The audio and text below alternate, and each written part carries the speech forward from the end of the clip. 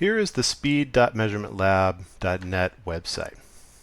I have it displayed in English here, so I will change it over to Spanish just to show you how that works. Not all languages are supported, and if you're interested in contributing to translations, you can contact us. So one thing to note is that we do require that the user consent to our privacy policy, since MLab collects the IP address assigned to you assigned to your router or modem by your ISP. In some jurisdictions, the IP address is considered personal information. But we do have options outlined in our privacy policy for people who may wish to have their results anonymized or removed. So let's start that test, and we'll just watch what happens. It's going to run the upload test first, followed by the download test.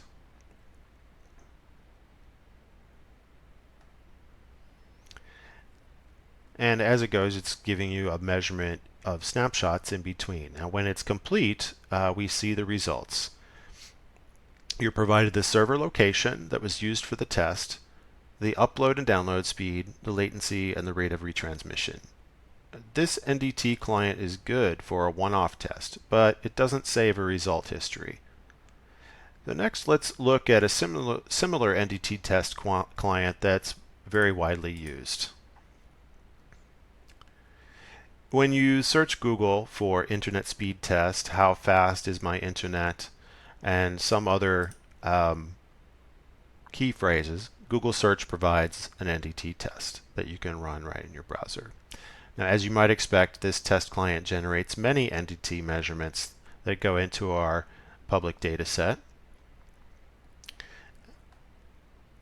But this client also is really good just for a one-off measurement if you want to test. It doesn't save the test results for you, but does link out to our website and our FAQ to learn more, and it does give you kind of an assessment of what you can do with your internet connection. So I'll close that, and next I'm going to demonstrate our Chrome app MLab Measure. So it is actually a browser extension add-on. Well, it's an app, not an extension, but it's an add-on to Chrome that is available in the Chrome App Store. Now, it has some additional features that you might like if you're thinking about gathering tests from known locations or through partners or in your organizations or communities. We can start a test and then dive into some of the settings to see what else it can do. So let's click Start Test. As you can see, it gives me the server location, and it also provides me my ISP name. So I'll start that test and go into the settings. So we'll start that. It will continue running.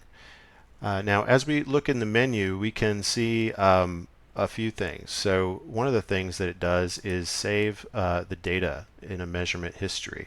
And we can see that I have a couple of tests in my history here. I can export that data as a CSV file and download it to my machine. It also gives a nice little handy chart if I want to view my test results over time. The other thing that we can do is we can, if we would like, we could select a specific location, MLab server location, but we typically recommend that you just let the default happen and select the closest one to you. You can also schedule tests. Now, to schedule tests, the Chrome browser must be running and remain running, but you can set schedule of tests, and you can set custom as well. So right here, this happens currently every Friday during the 9 a.m. hour. I have a scheduled test to run. Now, it won't happen at the top of the hour. It'll happen at a randomized time during that hour. And then finally, this upload results section is an advanced option. So I won't touch on it here, but what it does is if you have a separate service that will receive those uploaded results running somewhere on the internet, you can enable that here. But that, again, is for an advanced option we won't touch on here. And again, just to reiterate, the scheduling of tests does require that you leave the Chrome browser up and running. So when we get back to the measurement here, it looks like it's completed. I can see it. I can click to rerun another one. But one of the other features that we can touch on here, if we go to more, is that we can see this particular measurement and we can make an annotation of that measurement. So if I say home connection, for example, you can have each instance of the test save an annotation that is available in your CSV file. So if I were to look at the results here in Explore Data and Export again, and then open those in my spreadsheet,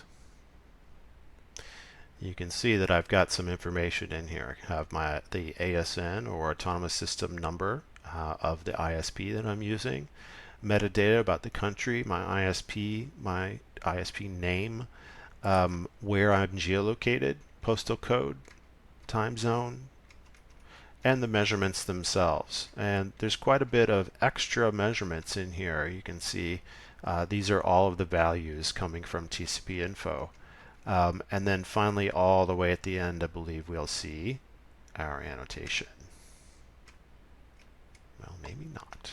It's somewhere in here. At any rate, the feature of downloading test results is a nice nice way in the Chrome app to gather data and keep copies of it.